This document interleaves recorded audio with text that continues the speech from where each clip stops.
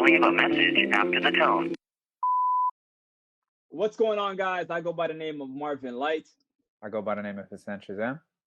And this is Working Vacation. We're here with our awesome guests, Rootworks. So we got Anwar in the building. We got Yasin. We want to give a quick shout out first to our sponsor, Red Out Boxing. Red Out Boxing is a fully equipped state-of-the-art boxing academy located right here in the heart of Scarborough. And it's an incredible boxing facility with boxing classes for all ages. And if you're looking to get fit, stay healthy, or build some awesome self-defense skills, Red Out Boxing is the place to be. They are led by far by the best boxing and fitness instructors in Canada, located right here in the heart of Scarborough. There's Burlington, there's Brampton, with classes that range from beginner level to advanced. Red Out Boxing offers something for everyone. Formulated with a perfect combination of boxing strength and conditioning intervals designed to make you look good, feel good, and leave with more than just a great sweat. Check them out today on Instagram at Red Out Boxing to discover your inner champion. All right, ladies and gentlemen, Rootworks, Anwar, Yasin, how are you guys doing, man? It's been a very, very long time. Pretty good, man. Alhamdulillah, I can't complain. Yeah, it's been a long time. Alhamdulillah, good, man. You know, just trying to survive these crazy times. First of all, where are you guys located right now? Because I know so much stuff has happened. Anwar, where are you at right now in terms of where you're located? I'm gonna let you guys decide where that is. Can you see my finger? For the mans that don't know geography, you know what I'm saying? If you don't know where that is, you don't deserve to know where I am. Don't worry. Don't worry. He said you're in Egypt. Which part of Egypt you in? I'm in the capital, Cairo. Capital, Cairo. Okay, and then Yasin, where are you at right now? Where are you at so far? I'm back in Scarborough. I came back this summer. Been here ever since. Unfortunately, now because it's pretty snowy and cold, but alhamdulillah. So a lot of people don't know. So my actual name is Mohad. It's not Marvin Light, obviously, but I've known you guys for a very long time. Okay, and you guys had a project. The organization is called the Rootworks. More specifically, you guys had a project called the Water Project, which started what year? Yasin, did it start? I think informally, like around early 2017, is when it started. So I want you guys are going to be able to better explain it better than I. What is the Water Project? If Anwar, Yasin, either one of you guys can go. If you guys can explain what the Water Project is. Anwar, we'll start with you. Sure.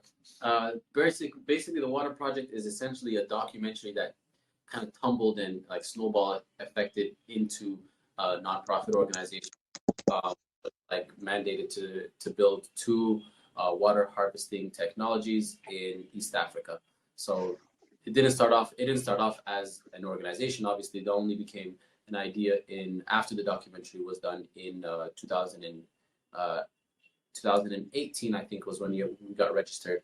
But it actually started off with a documentary, which was shot in different areas of Ethiopia and in Somaliland, rural areas, you know, speaking to locals, speaking to nonprofit organizations, speaking to, you know, scientists, different people who have experience about the effects of drought and the different technologies that are used to combat it. So it's just essentially like a research expedition, and it's kind of funny. It's kind of sad at points. I think it's interesting because it's kind of like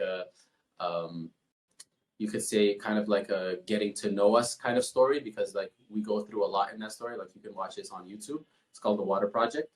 But yeah, it's about 50 minutes long, and it pretty much tells the story of how we decided to build these 2 projects called sand dams. We learned about that.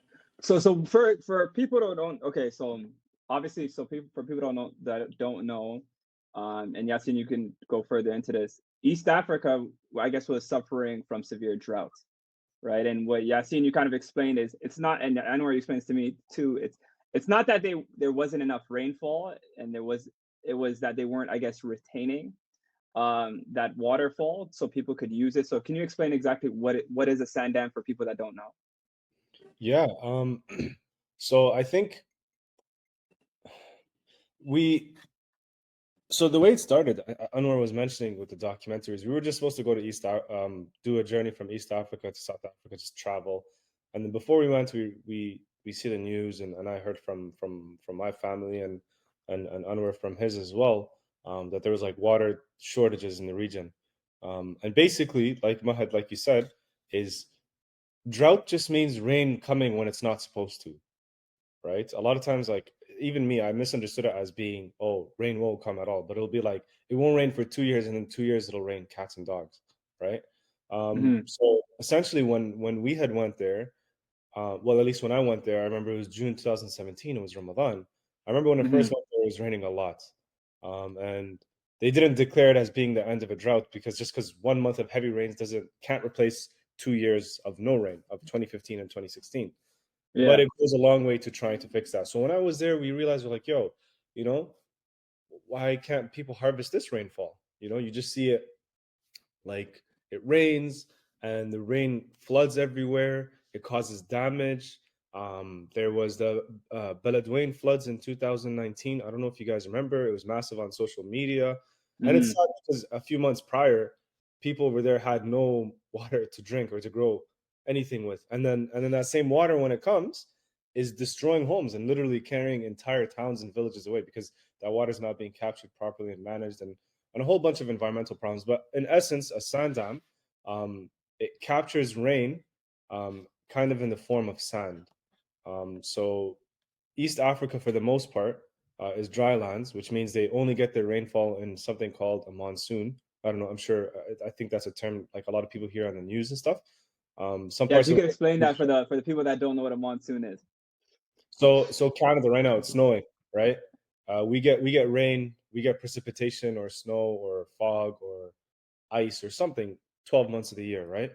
Many parts of the world, including East Africa, get their rainfall in 1 or 2 months, known as a rainy season. So what we do as an organization is we come in during the dry season, and we go to a riverbed because that river has no water because it's the dry season, and we build a wall which is known as a dam, and this dam stores sand, hence the name sand dam.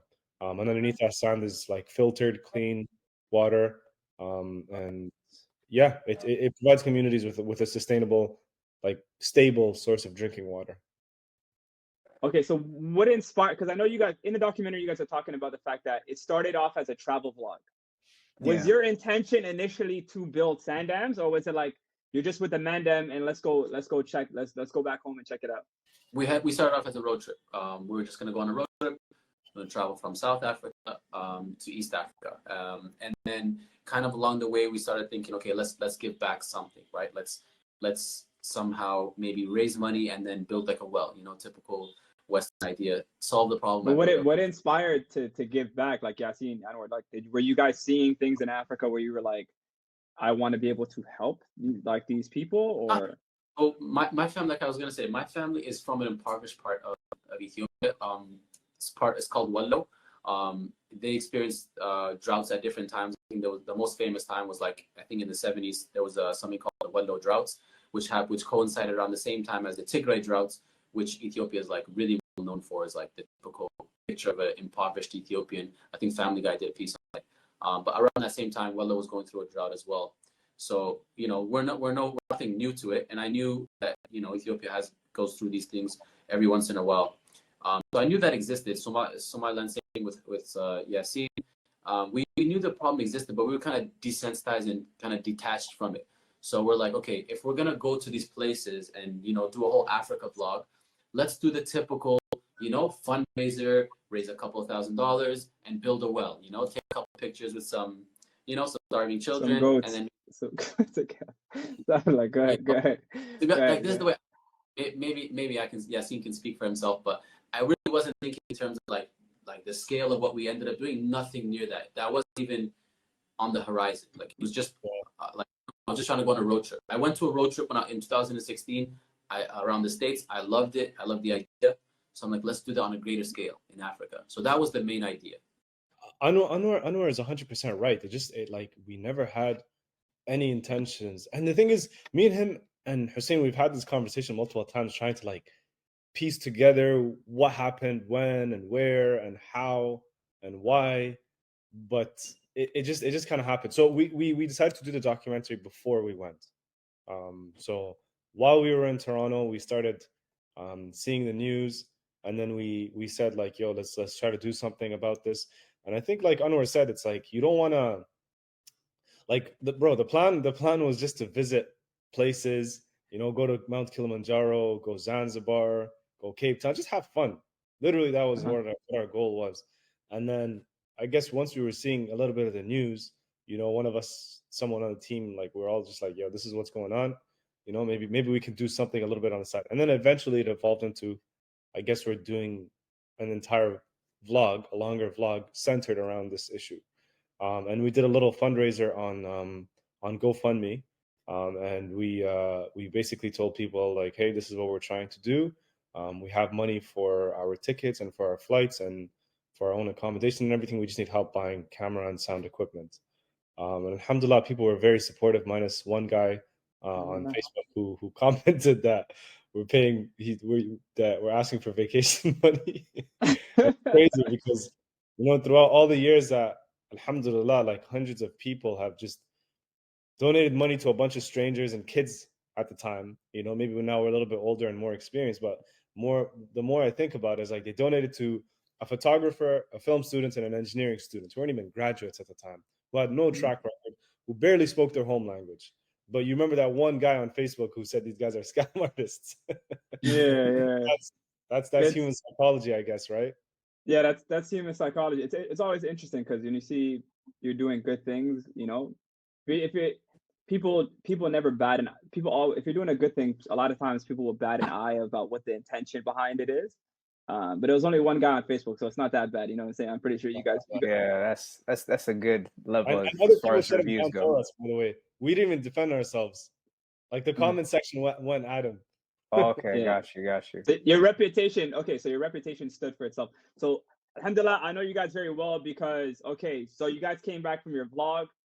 And interestingly enough, I think I met you guys around that time, right? And I met Anwar through Sufyan, and Aliso brought the idea of an office space. So you guys wanted to get an office space, which was basically a lot of us wanted a place where we can work away from home. You know what I'm saying? And just get away from the noise. And in that space, I was trying to create like video content skits. Hassan obviously came there, and you guys were building the Rootworks organization. And I just remember like 10 mans, fam, in a small room, and we all shared a room, but it was amazing. So you guys came back and you guys wanted to obviously do the water project. That takes a lot of money. So the idea was, of course, to create a documentary, right? So I want you guys to take, and Anwar, I was literally side by side with you because Anwar, you were doing a lot of the editing for the documentary. Hussein was providing a lot of the photography. And I know Yasin, at that time, you were trying to get as much sponsorships as possible. You were like the business manager in that front for the organization. But I want to take it back to the documentary because the whole point of the documentary was so that you guys could raise as much money as possible. So Anwar, I want you to talk about that documentary because I know that ish was tedious. You learned so much even in that process, and I learned from you as an editor, and it was amazing.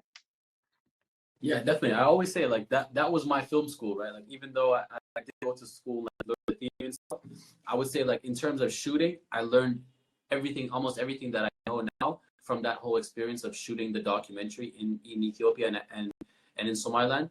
And then my whole like experience of editing was in editing the documentary. So this documentary was really like my film school. In that like I learned what not to do, what's like, how to work with the program when it crashes, what the limits of the program that we were using to edit on, what the best like schedule to work is, what best times of the day it is to work, it's just like a million little things. But specifically what I want you guys to speak on is just like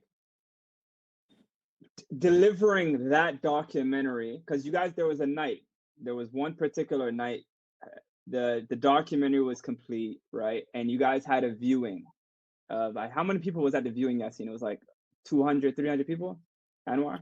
Oh man, it was close. It was between 400 to 500. It was a lot Fourth of of, people. so you Are you guys talking about completed the Are you talking about the premiere. premiere? The premiere. So you guys Oh. created the documentary, and then the premiere. I want to take it to the premiere. What was that night like? You guys had like 500 people there. All of these people were seeing your work for the documentary, and the goal was to raise as much money as possible. Anwar, you can go first. Take us through that night for you, and then Yasin. So like that for me was literally the peak of my whole experience with the documentary up until that point, because that was the culmination of up until that point. That was early 2019. So that was the culmination of about 2 years of work where I wasn't really doing anything else. Like everything else that I was doing in my life was as a second class thing for this documentary. And we finally got to show it to all these people who we've been, promising and pleading with and fundraising from a little bit on the side, and, begging from really realistically for 2 years, and finally it came out that night. And I'm not gonna lie, a real nigga teared up. If you're in the background, you heard some sniffling, man. Nah, just keep it moving, Don't watch that. It's not, But alhamdulillah, it was an amazing moment for me. Very, very emotional, And Yasin, on your what side? specifically about it? Yeah, Yasin, on your side? For me, I've never felt so much anxiety as I did that on that one day. SubhanAllah. Like there was just so many things that could have, and to be very honest, should have gone wrong. But I think, alhamdulillah, like I think with mother's dua and trying to do things the halal way and having barakah in your work, I think that's why it worked out. Like I remember I went to the night before, I was cleaning up translations, and we were at the office overnight. Anwar had a allergic reaction to something he ate, and then he had to go home. So I ended up staying at the office, I think, until like 4 or 5 a.m. that night. I remember that night. I actually remember that night. You were there, I believe, as well. You ended up leaving there. a couple hours before I left.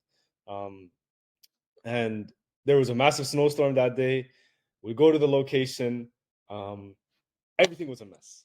Literally everything was a mess. Our that little square thingy for donations, that white thing, for processing payments, that was not set up. That was not working properly. Our volunteers had no clear instructions on what to do. We got to the place, our documentary is not there. Anwar calls me. He's like, yo, I just exported the documentary. There's like a 25-minute block in the middle that's all black, no audio, just audio, and just everything was just like completely shambolic. I didn't eat anything that whole day. And I remember praying Maghrib, and then I went to the washroom, and I come out and I see hundreds of people. In like a 10-15 minute span, I went upstairs, and there was like 60 people downstairs lined up. I came back and the line's going outside the door, and I'm just like, why are these people not being allowed to go inside? I remember I paid somebody. I'm like, get these people to their seats. Why are they waiting out here? They're like, the seats are full. I'm like, huh? What do you mean the seats are full? and I just remember, like, for the first time feeling like what physical anxiety is like. I remember my stomach having knots and ties, and Anwar really saved that day, to be very honest with you, because I know both myself and Farah fumbled the bag heavily. I folded, What do you mean he saved the day? What do you mean? What do you mean? So the capacity of the hall is officially 385 or like 400. We decided, which thinking back to it right now, good intentions, bad execution. We decided to make a prayer space at the hall. So we told them to move. So if this is the hall, we told them to move the screen forward this way, and this became a prayer space, right? Unfortunately, it wasn't like, I mean, a few people did use it, but it wasn't utilized to its potential. Because it was only usually like 10 people praying at a time. Like we thought it would end up being a big jama'ah, right? But the hall was full, and there's like 100 people waiting outside, and we're like, what do we do? Anwar's like, let's put a screen behind like a small TV there, and they could just use the audio from the hall. So I don't know if you remember, this was the main hall, this was the screen, and there was a bunch of people behind the screen watching it on like a 50-inch TV, and then we had to pack on the other side inside. And now with COVID, that wouldn't even be possible. You know? Oh no, that would not be possible. I remember that night vividly. I remember when Ahmad first brought me by your office. I think it was Nugget Avenue, Nugget Drive, something like that. Yeah, 55 Nugget. 55 Nugget. Yeah, no, it was compared to that space to what you transformed it into. And I remember both of you guys were like, I understand, you guys were all over the place that day. And I didn't even like want to bother you. I could just tell, like, your mind was like in 100 different places. You're just like running here, you're running there. This person's with you, that person's with you. If you can get this person in, it's like, all right, you figure that out. You figure that out. Here you go. But I think the full scope of it, I got to like really experience once you know the documentary I actually started playing, and I got to see your vision play out. Ahmad was like bigging up because he had seen the process up until that point. He's telling me behind the scenes, like, yo, I'm telling you, this is a real thing. This is fire. Like, you're gonna love it. And I'm not gonna lie, I was engaged from the first minute that I started, like, you know, just paying attention to your message and everything that you guys were trying to do and putting in the work, because there are moments in the documentary, a lot of the work, right? So there are moments in the documentary where, you know, you're being told, like, you're asking these questions, you're concerned, you want to know more about the drought and the situations and the health complications that it's creating for the people that live in East Africa. And it was crazy because they would respond to you with like, yeah, these are what we think are the solutions, or these are what we think we need some help on. But they were kind of almost seeing you as like people who wouldn't, like, you were just talking to talk. Like, you'd be gone like pretty soon and you wouldn't come back or make good on any of your promises or stand on your word or any of the plans that you were making to try and help these communities. Like, because they've heard this type of talk so many times before from other NGOs, other groups and stuff like that. I find it really commendable you guys stuck on that. And it's just, as you said, three students who aren't even graduates yet did what a lot of NGOs pump faked on. So yeah, but there was a lot of help, you know what I mean? And I want you guys to speak particularly about how important Allah subhanahu wa ta'ala was for you guys and your dean in this entire process.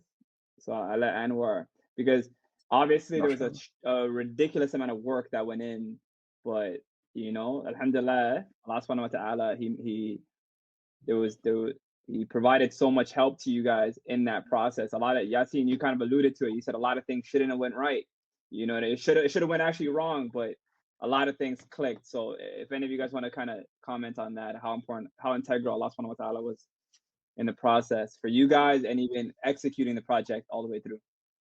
Definitely, like 100%. Like, I remember in the beginning, like, there was a lot of times that me and Yasin and like we would sit and like we would make like dua that Allah would keep us on the straight path with this, because in the beginning our intentions were pure. Like, we were literally just doing this for what we said we were going to do it for, you know, just to help people as much as possible. We weren't trying to benefit nothing from it, and we didn't eventually, like, even in the end, but we made a lot of like intentional, like making sure that, you know, our intentions are very clear and very pure from the beginning. And that must have been hard, because, and Yasin, even like, that must have been hard because at some point in time, by the time the premiere hit, bro, you guys were like, I was so proud, but it was like almost like it was an NGO, but like you guys were like, stop a lot. Like, you guys are like rock stars in a way, you know what I'm saying? Like, stop a lot of you to say that, but it was just there was so many people that were on you guys, and there was so much spotlight on you guys. How difficult was it to keep that intention pure and maintain exactly why you guys started off? How difficult was that? Did you have to keep checking your intention, rechecking your intention to make sure you're doing it for the right reason? Checking our intention, but that was done more one-on-one between us, because like one of the beautiful things that helped us stay pure was that all of that attention that you're saying right now, because you guys are talking about like the premiere is like, wow, so much attention, but that was literally like 2 years after, like 2 years worth of work that was shown on one night. So it didn't really get a chance to hit our head during that process. So we didn't get inflated egos, and we didn't like think we were the shit, because we literally did not do any, like, I feel like we didn't do anything until that night. That was the first night that we actually like proved a little bit of what we wanted to do. Up until that was all theory. Like people just gave us money. People were like, okay, yeah, do whatever you will with it. And we took that as an amana. So we were just constantly working hard. Like we have to pay these people back. We have to show them something.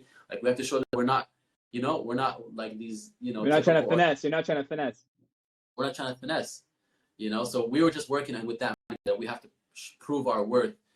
So we didn't have a chance really for us to get into our head. It was only later on that we started to get a little bit of recognition. But even then, really, it was like we were always working. We always kept that amana like in our mind, that responsibility. So obviously the premiere, mashallah, was a. Yasin, anything you want to add? No. So the premiere, and Hassan, you can always ask questions whenever. But the premiere obviously is a massive success. A lot of people donated a lot of money. It was an incredible experience to even be a part of. Me and Hassan were obviously there. So now you got the money. Alhamdulillah. The next step was execution. So how did you get from getting the money to actually, what was the next step? You guys are trying to execute it. Like, how difficult was that? You guys got slammed with COVID, obviously. So you get the money. Now you guys have actually physically moved to Africa. Yasin, I think you were in Somaliland, and Anwar, you were in Ethiopia. You have the money. What's next? What's next is, trying to, like Anwar said, there's an amana, a trust placed onto you by complete strangers. And it's trying to fulfill that. So what's next is initially we went to Kenya in September 2019. And we went to this amazing organization called Africa Sandown Foundation. They operate in Kenya, and they operate in other countries as kind of like a consultant. They've built over 1,000 of these, supporting 1 million people. And what we loved most is we loved their approach.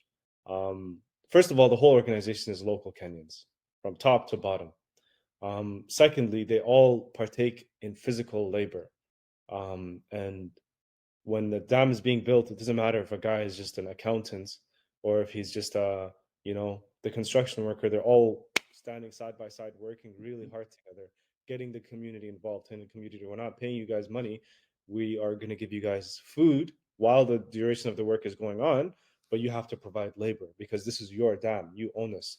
So they're giving communities confidence. They're giving communities, inspiration and capacity building and teaching them that you can help yourself.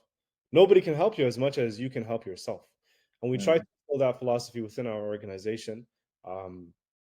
And we did have some difficulties translating that to Ethiopia and Somaliland, just because the context is different.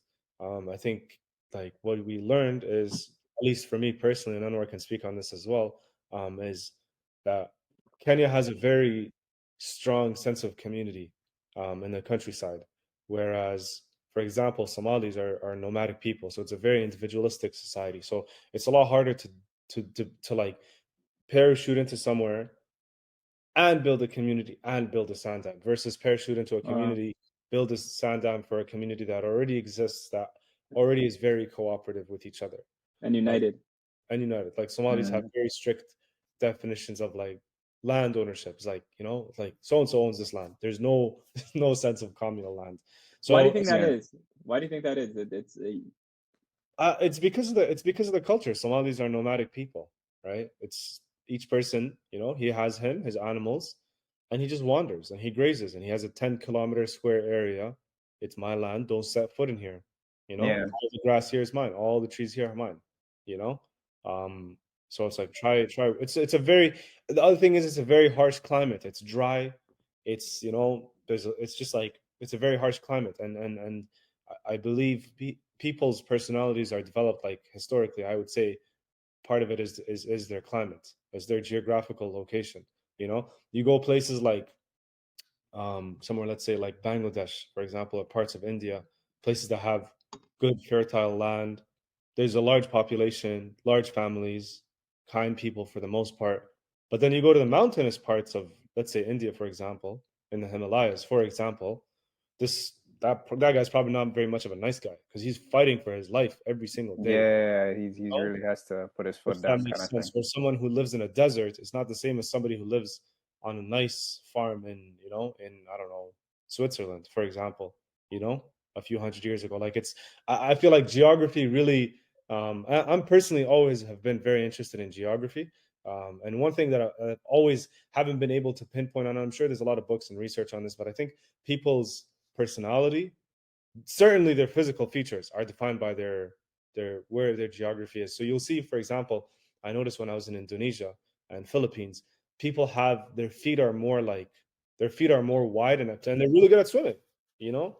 And then you go to East Africa and it's the part of the world that's least densely populated. There's large land, and guess Yeah, who's flat guess land. who- Yeah. it's Mhm. flat land. Guess who's the best long distance runners in the world? Kenyans, Ethiopians, and Somalis. Some of the tallest people in the world as well. South Sudan, Also Somalia. South Sudan, yeah.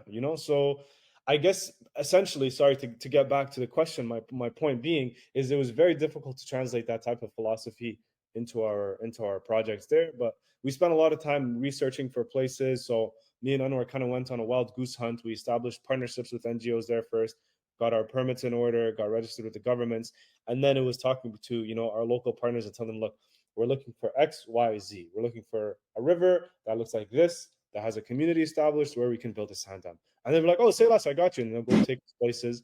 And more times they take us to places which were not technically feasible, unfortunately. But eventually, alhamdulillah, we're able to finish one of two. And yeah, that's where we currently are. Where is it? The current one that's located, like the one that you guys completed. It's in Ethiopia. So it's in the Somali region of Ethiopia, a city called Jigjiga. I don't know if you guys have ever heard of it. I know Jigjiga. It's just outside of Jigjiga. So Okay. Anwar had found that site, and he was managing that project for the most part, and alhamdulillah, we managed to complete construction in December of last year. And there was a lot of delays that we experienced because of COVID. COVID really hit us pretty hard, to be very honest with you guys. Yeah, talk about that. Yeah, talk about the realities of what that must have been like. It hit us at a time. I'll let Anwar jump in on this too. It hit us at a time when we were just about to cross the finishing line. Like we were like, so in terms of timeline, we went there September 2019. All the way up until March, it was just preparation and finding a site. Once we finally found a site, we brought the folks in from Kenya. We brought them to both Ethiopia and Somaliland. Ethiopia, they said, this is perfect. We can build a dam here. The Somaliland one was a little bit more complicated, but we still could have gone forward with it. And we were planning on completing construction before Ramadan of 2020. Like we were going to bring it back to Jigjiga, 10 days construction, no long talk. We're cranking it out, right? Pandemic hits. And then that just got delayed by eventually ended up getting delayed by 9 months. And Somaliland, it was a lot more difficult to find suitable Sandown sites. A lot of times when I'd find sites, it didn't have a community settled there, it didn't have a community established there or anyone living there. Or our community to maintain it. Or a community to maintain it, exactly. But we eventually found a site and we're planning on building one soon. But that for me, COVID was just it was really difficult because it put us just in limbo, and you don't know, there was no certainty, there was no, and I'm sure that's a feeling everyone has experienced. But yeah, it was certainly not easy. No, that I think that's eye-opening as far as the perspective, because from when you were first filming the documentary and finding your way into all these different places, and it's more of what context do I have in this place, what context do I have in this place, all right, I'll make it over here, versus a situation where it doesn't matter who at what place, their safety is at risk as a result of this thing, right? So that pretty much has the world on constant in and out of lockdown. So I guess in my question that I wanted to ask you guys was, and this is directed to both you and Yasin and Anwar, whoever wants to take it over, or we'll go first. After the completion of the Jigjiga sand dam, and everything went through, it was working, the community was able to take over and keep its operations moving. What was that feeling like of seeing something that an idea that you guys were discussing amongst your team, financing for, dealing with all these investors for, finally come to fruition? Like it's real. You can palm it, you can see it, and the community that it was intended to benefit is actually benefiting from it. What did that feel like? Whichever one of you want to go first. I think Yasin could probably talk about this more than I can. I had to leave Ethiopia basically a couple of weeks before construction. There's no other feeling like it, like see, it's like a business, right? Like it's almost like a business. You start a business from scratch. You have a couple of years where you're losing money. Maybe employees might be leaving, this and that, and then finally start to turn a profit. And then maybe you hit that first milestone. That's kind of the way I see it. It's like this is a successful business finally. Alhamdulillah. Alhamdulillah. Alhamdulillah. Yeah, no, it was I think again it's similar to what Anwar was saying earlier about there's two years of work that go in prior to you seeing any results. So once the dam construction was completed, so it was about 13 or 14 days, full days, sunrise to sunset, hard labor, and we as an organization had to set the pace, because if I'm not standing up working, that means that they get to take a break too.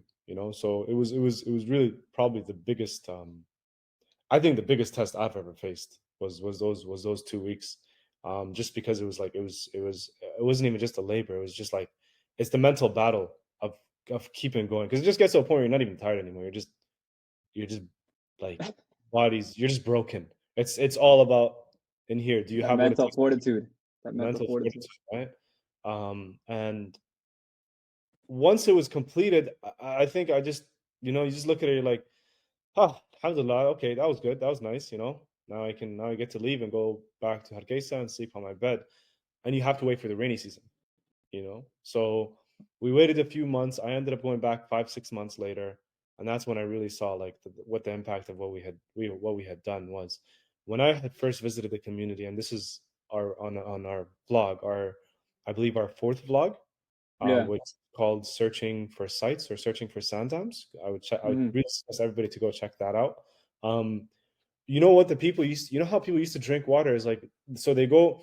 So I don't know if you guys understood what I was saying earlier about a seasonal river. Like we have the Humber River. Imagine if the Humber River was dry for 10 months of the year, and then in the middle of the dry season, you come and you build a wall, basically, right? We went there in the dry season, and people would take like a saucer, or like let's say like a large cereal bowl, and they dig a hole in the ground and they just like scoop up water like that, and the water was like brown, because there's sand in it. There's a donkey right next to there, which is how people transport water that is shitting on the floor, and that's seeping into that water. And it was taking hours and hours just for one person to collect water, because they dig a hole, they wait for the water to rise up, and then they scoop up a little bit, and they have to keep waiting. When I went back, there was multiple wells that people were drinking from, so that was very nice to see. People would just like go like this with like a hand well, Lever, yeah. and the water would come out like this, and it was nice and clean. I drank it myself, and alhamdulillah, I did not get sick. That was the true test. I was like, yo, I got to test this out myself. So I stand by that to the core. I firmly believe anybody from the West goes there and drinks that water, they're not getting sick. And if they get sick, it's because someone made the hand well dirty, not the water itself, right? It was going back and seeing the community drinking that water, and for them to have something they could do quickly, it was a surreal feeling, wallahi, to be very honest with you. Residual barakah. MashaAllah. So alhamdulillah.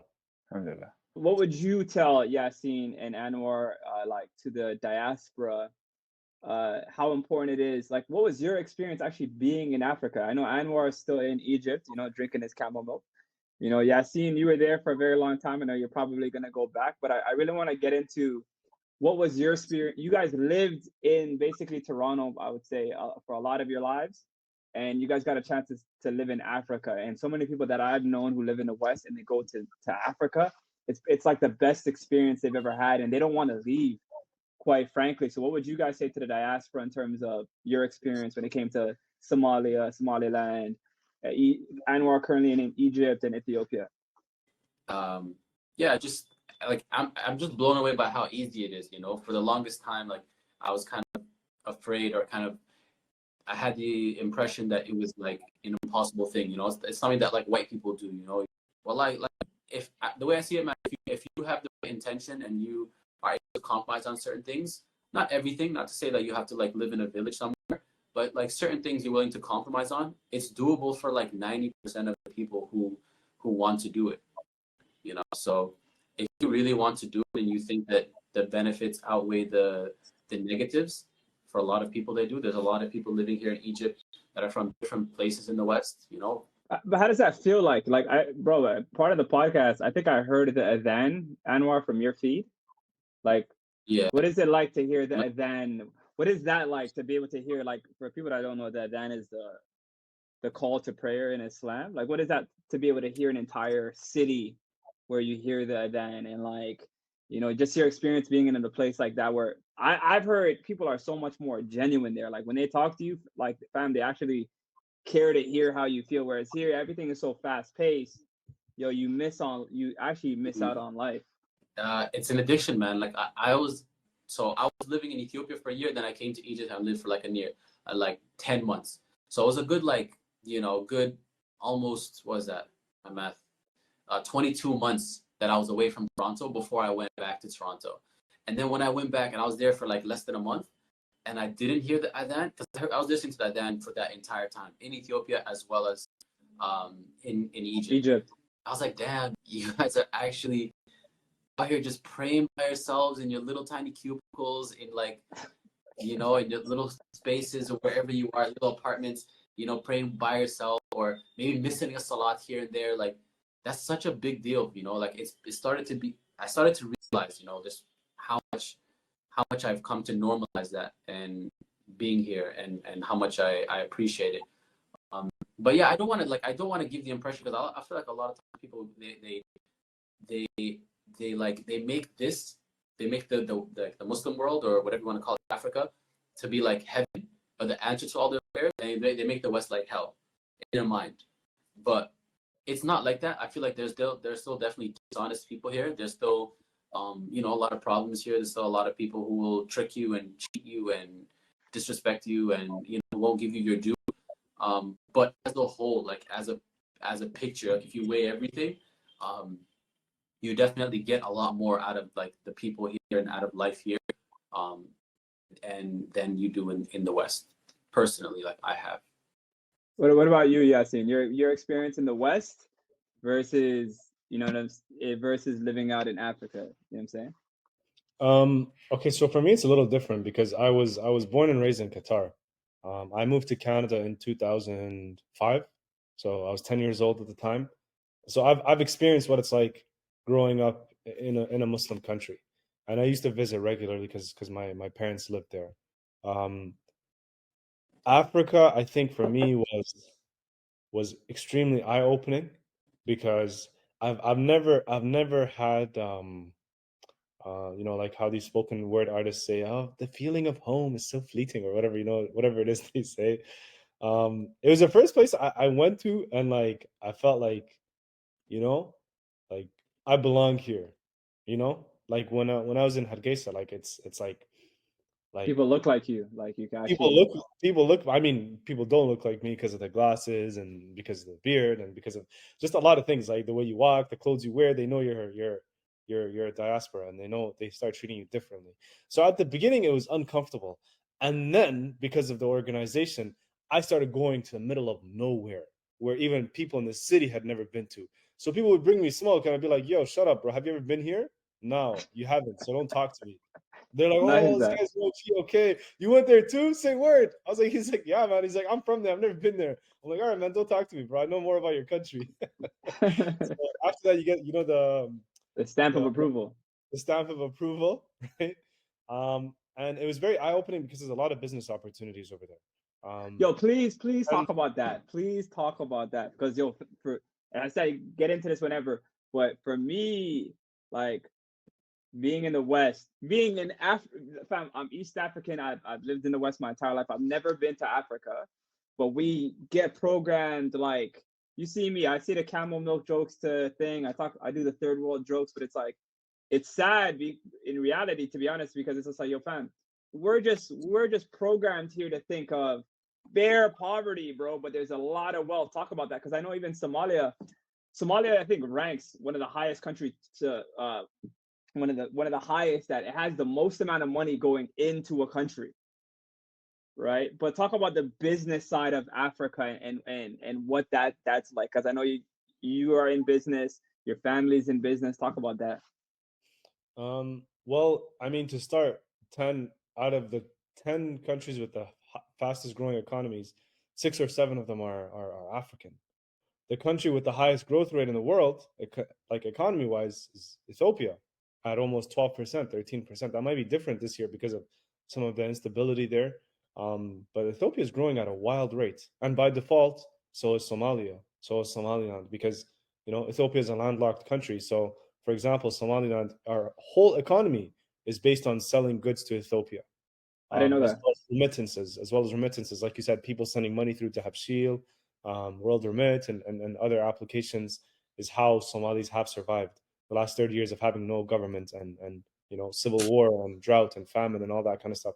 But in terms of business opportunities, think of okay, right now, with when I was one of the biggest things that helped us with Rootworks is I was part of an incubator at my university at UOIT in Oshawa. And that incubator provided us with funds. They provided us with contacts. They provided us with, most importantly, tools and information on how to establish a business. And I mean, for the most part, I was the only one going there because I'm part of the university. Anwar and Hussein are not going to come all the way to Oshawa, but they came there for a 1-2 event. And I don't know if you remember, Anwar, but the information and the type of tools that they provided in starting a business was incredible, and the resources that they said. And the number one thing that they suggested for businesses here, or that's necessary, is what is your big idea? What's your unique idea? You have to have a unique idea that doesn't already exist. That's not the case over there. Think of any good, any service, any product. Either it doesn't exist, or if it exists, people are being ripped off for it and being provided a very poor quality version of that. You see what I'm saying? So over here, if you want to invent something, you have to invent something. Right now, if I want to start a company, there's 20 people already doing it, unless I'm creating something new. That's You're not talking the about case. in Toronto. You're talking about in Toronto. You're talking about in I'm Toronto. talking about the right? West in general, yeah. But Yeah. let's say specifically Toronto. Any business you want to do, somebody's already doing it for the most part. It's Or saturated. you have to find, or it's saturated, or you have to find a new angle. You have to have, what do they call, a new value proposition. Over there, bro, you could start anything and you'll make money. But it has to be but the other thing is now what's an oversaturated market there is what? Trading. Everybody with $200 goes to Dubai or China, buys a container full of things, and there's still opportunities to do that, by the way. Don't get it twisted. I know people who bought a 40-foot container of clothes for 7,000, and they take it to the Ethiopia border and flip it for 70, just like that. Hold on. My people will talk to your people after this podcast. I didn't know that. That's USD, by the way. It's not Canadian dollar. I didn't know that those kind of opportunities exist. We'll talk after this podcast. But continue. Hit me up. I'm looking for investors. No, that's actually incredible. The fact that, because so many people don't even realize it. Hassan, I don't know if you want to add anything particular. No, yeah, it's just more so to reiterate, because so many people just push, continue with that stereotype that there isn't anything in Africa, that there aren't any opportunities and things like that. And I just think all over the world that narrative is changing. Colonial history or controlled history is changing, as far as that being the accepted norm. There is stuff in all these other countries outside of the West that they do have natural resources. They do have a lot of business opportunities. I think that's gradually changing, even with countries that were formerly going through colonialism, asking for reparations, or want to remove themselves business wise from some of these colonizing countries. I think in general, just that sentiment is changing, and it shows for people our age to talk about, because when we were younger, I didn't really hear stuff like that. or it wasn't popular to talk about stuff like that. So I Well, think it's that's a good changed, trend. right? Like you're definitely right. When we were younger, you know, There's a lot of negative sentiment. yeah, but I mean, a lot of it is not also wrong. Like Somalia's we've been a war-torn country since 1991 for 30 years. We've just been fighting and killing each other. And this is the first time where we're having some sort of stability and peace. And the growth rate of man, like when I first, and Anwar can attest to this. When we first went to Hargeisa, because there was the first time I spent a lot of time there, he was with me in 2017. Mhm. We compared 2017's growth to now, or when we went back in 2019, it's substantial. You know, there's a lot more homes, there's like more you know, restaurants, there's more it's just like it's growing at a very, very fast rate. And that's an Mashallah. unrecognized place with no exterior investment and a whole lot of corruption and a bunch of thieves and crooks. So it's like, imagine if this country had, you know, some sort of you know, decent Unity. policymakers that are not crooks, you know, Sorry, say and that again. Decent policymakers, you said, right? decent policymakers that are not making policies to line their own pockets. I remember there was a book I was reading this past summer. I can't remember what it was called, but essentially it was a book on. He was giving the example of El Paso, Texas. El Paso has El Paso, Texas, and there's El Paso, Mexico. I think it's called Nuevo Laredo. Okay. It's in Narcos. I don't know if you guys have ever watched it, the Juarez cartel. Mhm. Yeah.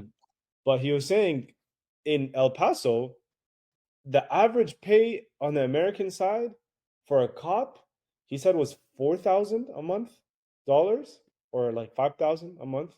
And then on the Mexican side, it was like 25 times less, right? What's the difference between these two places? There's literally just a fence in between them, nothing except for policy. One place has healthcare, one of them has banks and institutions that worked for people. And then on the other side, there's rampant corruption.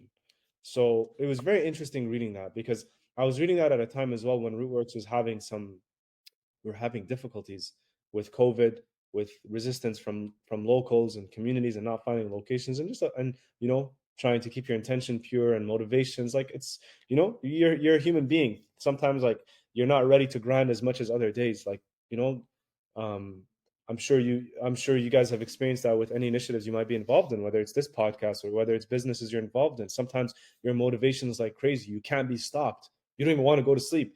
And then some days you wake up, you're like, I don't want to Yo, do this. abundance, yo, abundance. Oneness, you know? So Mhm. yeah, that's like essentially the countries have gone to a point. I'm sorry, I know I took like a long No. You're This good. is good. This is good. This is good. but like policy has changed, policy has improved, and a big part of that is the internet.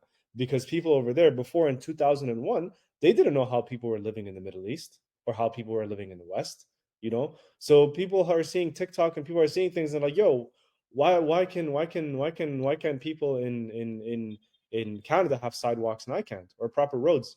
People are starting to hold their politicians to account, and changes are starting to happen as a result, which is why you're seeing all these business opportunities that you're hearing of, and we weren't hearing about it when we were younger and when we were children, if that makes sense. There's a lot of opportunity, like Go ahead. Yasin is saying, in terms of bringing stuff No into worries. the country and doing like a lot of trade within the country, like in terms of import. And that's definitely the bulk of it. The bulk of the business comes, it's obviously out in, right? That's why we have such huge deficits when it comes to foreign currencies.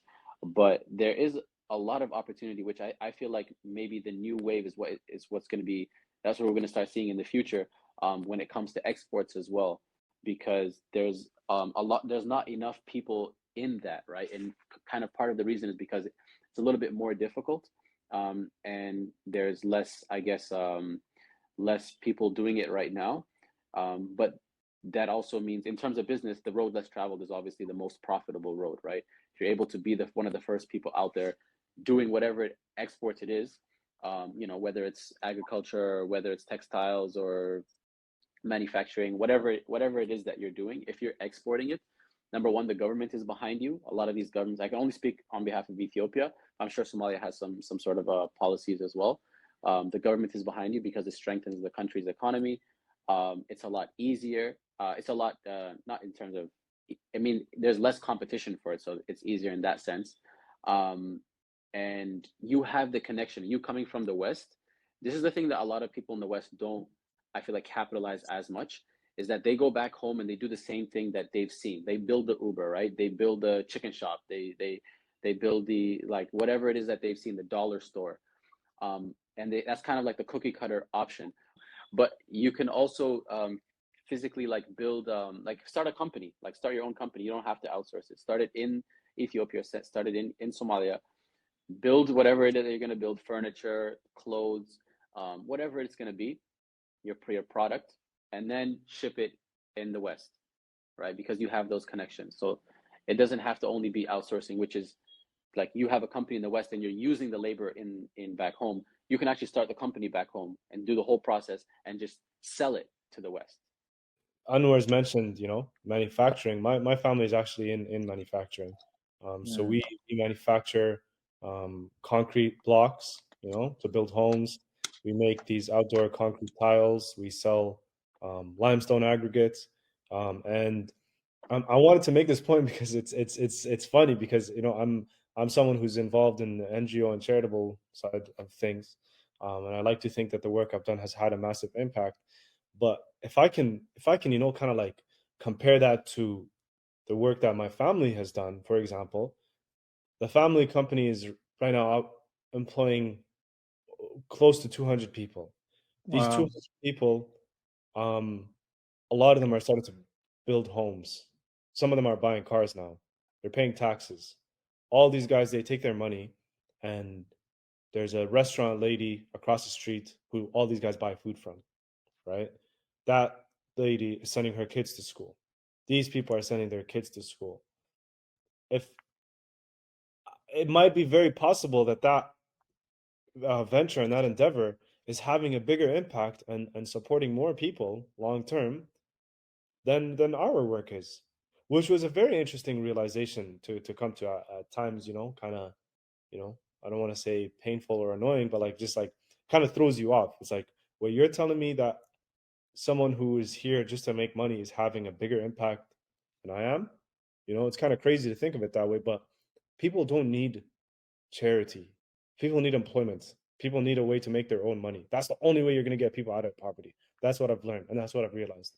And that's the most sustainable thing to combating poverty and helping our countries and our people grow, is by you also, Creating jobs.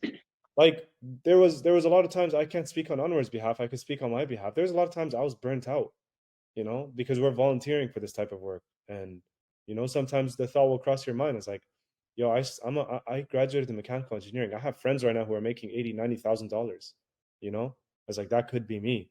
And sometimes Shaitan will tell you, he's like, yo, what are you doing? Are you wasting your time, bro?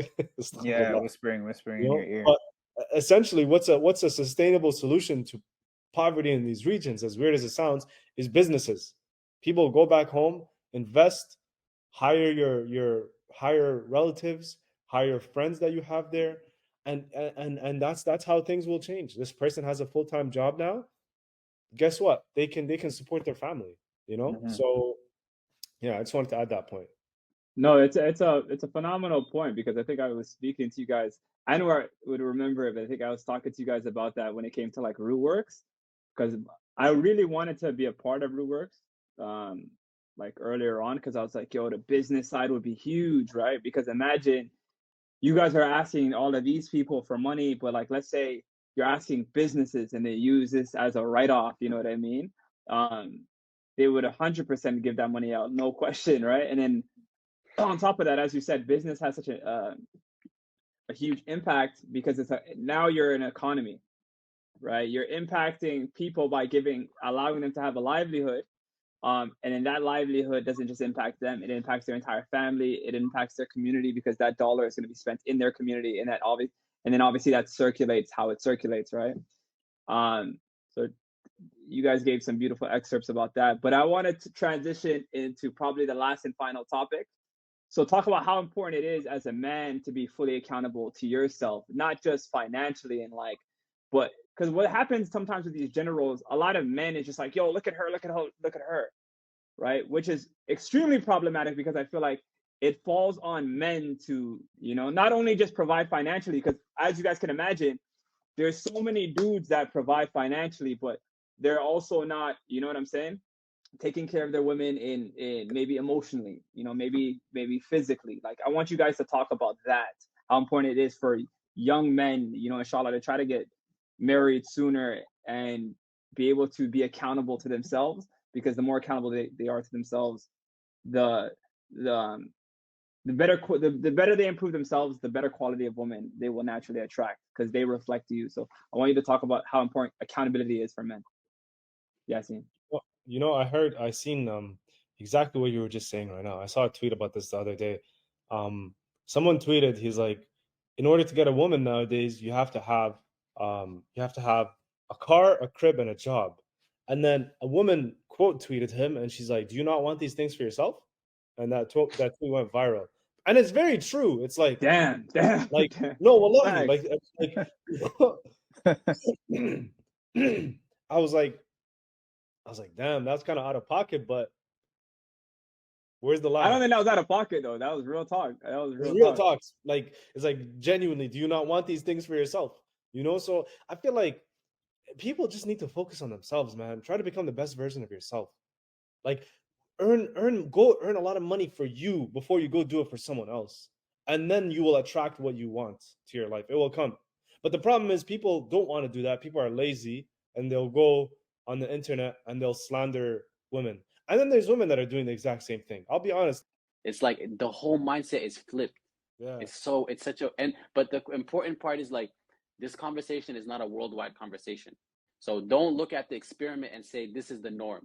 The West is an experiment. All these conversations you're talking about, the fact that this is a topic that we have to talk about, shows that we're living in a weird world, but it's not the whole world. It's our little world. It's how we think of the world. But these are really, like, it's like going to another part of the world and say, what do you think about gravity? Like, what's your opinions on gravity? Really, what do you think? Like, if you drop an apple, do you think it'll go sideways? They'll be like, what is this, what you guys are talking about? Like, this is what fills up your days? This is the same conversation. There's this video on that went viral on Twitter, where this woman, she's a reporter, and she was talking to some Rermi guy, like a guy who's a nomad. He's a camel herder, right? Mm-hmm. And he has a lot of camels. And camels are worth a lot of money, by the way. These guys are rich. Don't get it twisted. You're rich. Don't get it twisted. Yeah. They're worth like a Yeah. band. And the guy will have like 200, 300, 400. You could do the math, and basically the lady tells him, she's flirting with him. She's like, "Oh, how many camels would you give to marry me?" He's like, "Oh, you're a very beautiful woman. I'd pay a lot." And then she's like, "How much?" He said, "Oh, I'll give you 10, right?" And then she's like, "How about 100?" And then he's like, "Miyan kugadania," which means like, "Am I buying you?" And she started laughing, and she's like, she felt really stupid, because it's true. It's like, am I purchasing something? But like, I think there was Anwar was talking about how it's not a conversation that's being had all over the world, and this conversation is only it's being non-productive. It's non-productive. Like, it's forget about it being productive. It's a completely wrong premise to even be having a conversation on. This is where I see the problem. I was watching John Wick 3 yesterday, right? And I don't know if you guys have ever seen John Wick. They have like they have the high table, they have the high table or whatever, and John Wick is being chased because he broke the rules. He killed someone in the Continental Hotel, right? And they're asking, why are you punishing him so severely? And the high table, who are like these crazy group of assassins who've existed for hundreds of years, and they're seen as, holier than thou, they said, we have rules. Why do we have rules? Because rules separate us from animals. It's the rules are what make us humans. And that's exactly what has happened. Is the rule book's been tossed, and now we're no better than the hayawan. And that's why you'll see people that have no haya. There's people that have no self-respect. But sometimes, think about it deeper. People have no respect for their parents and for their elders. Look at what happened with COVID. Look at the outbreaks we had in senior homes. Do you think this is a problem that would have been happening anywhere else in the world? No, it wouldn't. Because you don't have a bunch of 90-something-year-old people being taken care of by strangers. Where are their children? Their children take care of them. And that's a huge difference. Because people here, they put their parents in a nursing home and they forget about them. Which is the saddest thing. Because they took care of you when you were completely vulnerable. And the cycle of life is when now they're old, they're vulnerable. It's your responsibility to now take care of them.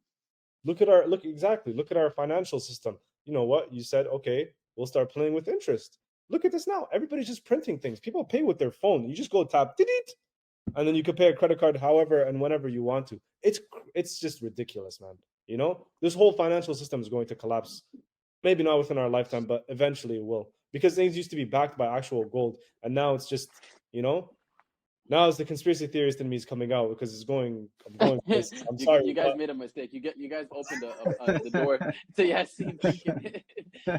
but my point is, like, I was watching the movie and I'm like, that's so true. What separates us from the animals? Rules, roles, positions, responsibilities.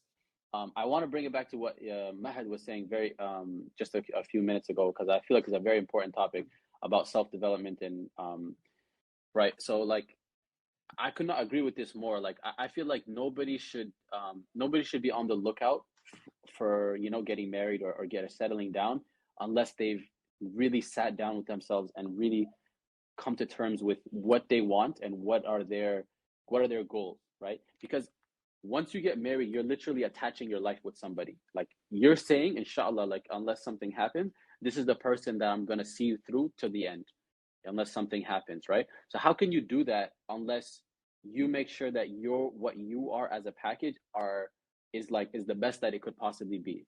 Not saying that you have to be perfect. Obviously, nobody's going to be perfectly ready to get married, but there are certain things that you can't be having like massive deficiencies which you've been ignoring for your whole life, and you're just like, yeah, I'll deal with it when I get older. Certain people don't know certain things about themselves before they get married. Yeah, that stuff will catch up to you. Yeah, if you don't in a big way, it. like you're creating life, like you're creating kids, and you don't know anything about yourself. And even You know?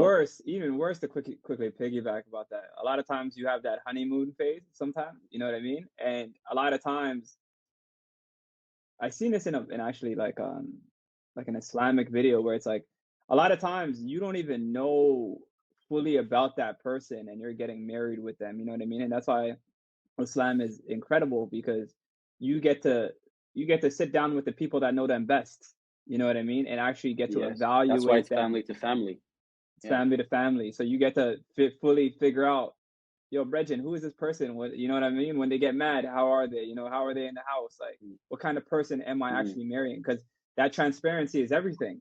You know, because you can get married and now all of a sudden you're like, yo, Bregin, I didn't even know this person. Like, I thought I knew this person, but I really didn't even know this person. Yeah, and that's literally, that's not even a surprise. That's literally what is going to happen. That's the recipe. That is literally the product of what happens if you get married and you don't know who you are. Because if you don't know who you are, you're not asking the right questions of that person. So they might answer all of the questions that you asked correctly, right? And maybe they gave you all the answers that you asked, but you didn't ask the right questions, right? So now you married this person with this big gaping hole of maybe you don't agree with. Maybe it's not an evil person, maybe she's a good person, you're a good person, but you're just two massive, like vastly different people, and you didn't have that conversation beforehand. So now you're heading down a path where you're gonna crash. Like, that's where it's gonna happen to crash, because you're two very different people, and you didn't know enough about yourself to have that conversation with her previously, before you got married. And that's a lot of what happened with our parents' generation, right? Of people getting married in their, late teens or early 20s, escaping a war, not knowing anything about themselves, saying, let's just, oh, this is Somali, let's marry Somali, khalas. You're a part of my clan, I'm going to marry you. Oh, you're Ethiopian, let me marry you, khalas. I don't know anything about you, but I don't need to. I just need to know that you have all the major things ticked, and then we'll deal with it later on. And then, 15, 20 years later, 6 kids down the line, nothing works out. How many of our parents are ended up in divorce? But I don't want to say it's all doom and gloom. I just want to say it's very, very important to know who you are, and it's different for everybody. But ask yourself the major questions before you tie the knot, before you even open the door of getting married. Do you know that's one big thing? But Yasin or Hassan, obviously you guys can comment on this. One thing I learned, to be honest, in any relationship, is you need something way bigger than you, which is God. That, you know what I mean? When it is, bro, it's integral, because if you don't have Allah subhanahu wa ta'ala in your relationship, it's like, bro, when time get tough, and I'm not out here talking like Kevin Samuels, like I've been married. I'm not married, you know what I'm trying to say? Like, but it's just like, bro, God is so integral in your relationship, because when time gets tough, it's like, you know, you got to be able to say, "A'udhu billah," you know, I said this because of like it was a shaitan. Like you got to be able to charge that to the game. You know what I mean? Or you need something bigger than you to be able to forgive this person. You know, for the sake of Allah, even though sometimes they might piss you off. You know, that is obviously something that's incredibly important. And obviously, another thing is even like being able to keep everything in house. You know, I used to be a chatty mouth fam. I used to be like, oh my God, yo, this is happening in my life. And like, totally, dude. And like, Shorty's amazing. Anwar knows that specifically, you know, like in life. And it's everything in your relationship has to be like, you got to be able to a point where God is the pinnacle of your relationship. And the ability to be able to keep everything in house is another thing as well. But I just want to say one thing before I'm sure Yasin has a lot to say about this. There's a beautiful hadith that's been quoted many times by people that are interested in getting married. They hear it over and over again, but it touches on what you said. It's basically the Prophet said there are four main reasons that people marry. Is for beauty, for nasab, which is like somebody's lineage, right? Somebody has a big family, important family. Somebody has, so it's money, so it's beauty, money, nasab, and deen. Deen is the fourth one, right? Somebody's their faith and their trust in Allah, and all of that falls under deen. And the Prophet ﷺ said, marry the person for deen. And it's so important, wallahi, because every fitna that the dunya can give you will be handled if she has her deen. And like if she doesn't, wallahi, it's literally like it's over for you, man. Because like the smallest thing will shake it. Well, hold on, but also that you as well have to have your deen as well, because it's a two-way street. Yeah, it's a two-way street, because yo, she will have her deen, and it's important because that's the mother of your children, and obviously she's going to be the number one teacher for your children. But again, as a man, that accountability, it's like, fam, like you get what you put in, fam. If you're a person who's naturally religious, if you're a person that puts Allah subhanahu wa ta'ala first, it's like that person. If I bought a Mitsubishi Lancer, a Ferrari, whatever type of car, a Jeep, now all of a sudden all I see on the roads, fam, is, let's say, Jeeps. You know what I'm saying? Because my mental is focused on that. But if I'm a person that's about my deen, if I'm a person that puts trust in Allah subhanahu wa ta'ala, then Allah is gonna obviously bless you with the woman that you deserve. So it comes back to the man. You know what I'm saying? If you're about it, like you're gonna find the right woman. You know what I mean? And that's why I say that Allah subhanahu wa ta'ala is the pinnacle. You know, and that's I'm learning. You know, so. But Yasin, what's your thoughts, man? I think like, you know, as a man, like when there's a nikah in Islam, the father or the wali of the person, you know, if our father's not alive, if it's a brother, an uncle, sibling, whoever it might be, right, or just a sheikh, someone, they're giving their daughter to you, which means on the day of judgment, you are responsible for this individual. This individual is not responsible for you. It's not the same. Not a two-way street. It's not a two-way street in that department. So people need to consider that before they have these arguments on going 50-50 or all these other things, like just arguing with an individual. If a person understands that your role and responsibility is ensuring this person's health, safety, financial well-being, and all of these things, then honestly everything will fall into place. And my second point is, Abu Huraira, the mosque, is having a conference on Muslim identity this weekend. And it started yesterday evening, and I'd highly recommend you guys come out. I'm going to be there tonight as well, inshallah. And yesterday, Sheikh Mu'tasim, who is a personal mentor for me, a friend, and someone who I really, really admire and look up to and have a lot of love for, was speaking on identity. And bear with me for a second, because I kind of want to make the point that he made yesterday. He said the term identity is a Western concept which has never existed in Islam and has never been a conversation that has been had prior to the last 50, 60 years since Muslims started living in the West, right? And terms like the self-esteem, all of these things are extensions of what your identity is. And he said identity, according to psychologists and social scientists, there's three ways people define it. Some people define it as a collection of your memories and past experiences. That's the first one. That's what your identity is. Or it could be your aspirations and future thing. You know, like I aspire to be, let's say, for example, a doctor. That person identifies as a doctor, for example, right? Or an influencer, whatever it might be. And he made the point of saying your identity is composed of the things that you love, right? A doctor, or a lot of people some people identify based on their looks. They love how they look, and that's the only thing. That's why they spend millions of dollars on plastic surgery and all these things that could literally kill them, right? Because it's their identity, it's what they love. Some people will put themselves completely into an occupation, into becoming a filmmaker, a doctor, an engineer, I don't know, a football player, a basketball player. That's their identity, right?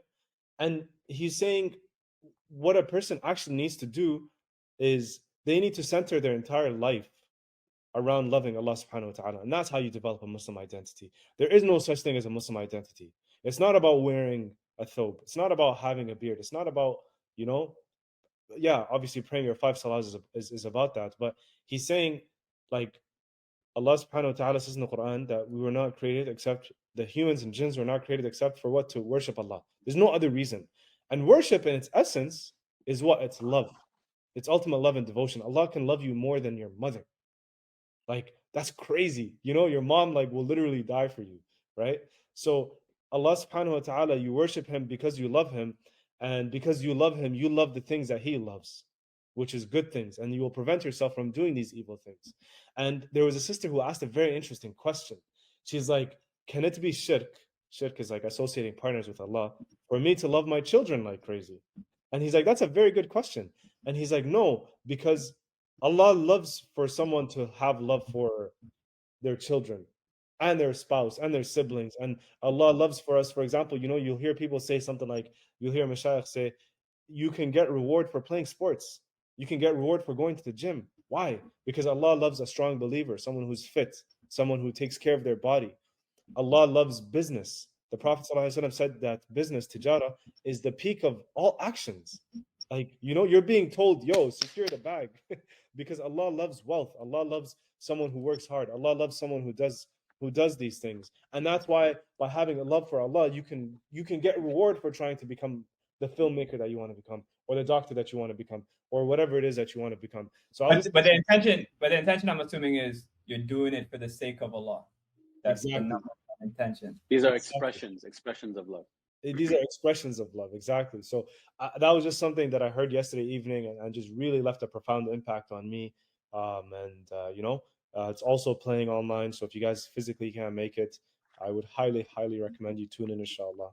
I would pull up. Well, I have a KBW is doing one this weekend as well. I don't know if you know KBW is doing one as well. I got a great relationship with those guys. I got to pull up, but inshallah. Anwar and Hassan, I'll let you go first. Any closing remarks you want to make?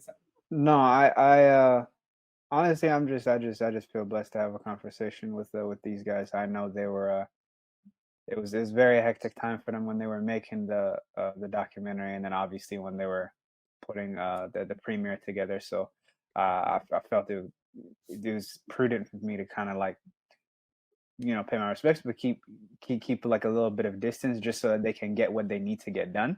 But I have a high level of admiration for the work that you guys have done and are continuing to do on whatever levels you choose to going forward.